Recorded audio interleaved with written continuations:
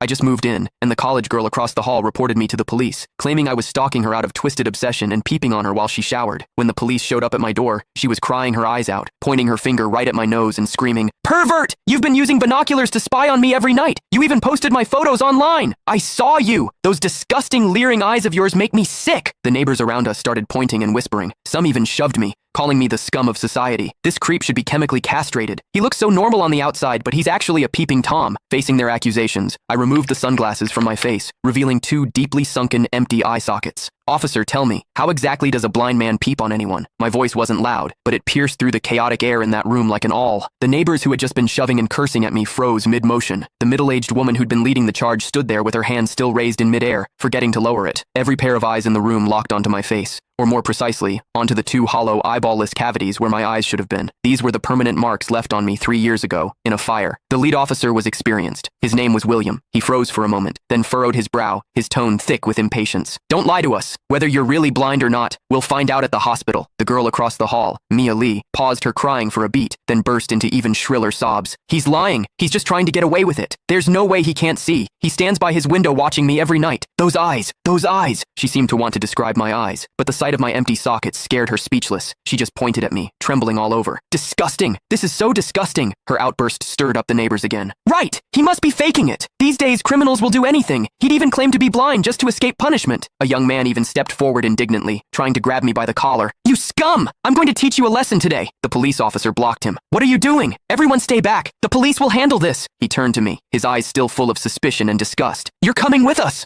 I didn't resist. I calmly held out both hands. Cold metal touched my wrists. Two younger officers flanked me on either side and led me toward the elevator. Behind me, Mia's crying mixed with the neighbors' curses into a chaotic din. "Scum of society! Get out of our community! Hope you rot in prison!" I could see the righteous expressions on their faces. I could also hear the pleasure in their voices as they trampled me into the mud. I stepped into the elevator. The metal doors slowly closed, cutting off the noise from outside. One of the younger officers, probably new to the job, couldn't help but ask me quietly, Are you really blind?" I tugged at the corner of my mouth but didn't answer. The other officer patted his shoulder, signaling him to keep quiet. But I knew that in their minds, the scales had already tipped completely in favor of that tearful young girl. After all, it was a young, pretty, pitiful college student on one side, and on the other, a suspicious man living alone, wearing sunglasses. In their eyes, it was crystal clear who was the victim and who was the perpetrator. What they didn't know was this: sometimes, what the eyes see is the biggest lie of all. And I, a blind man, had seen something that none of them had. For instance, when Mia accused me, her heartbeat was steady, without a single ripple of genuine emotion. The interrogation room at the police station was harshly lit by fluorescent lights, and the air smelled faintly of mildew. I sat on a cold metal chair. Across from me were William and a female officer.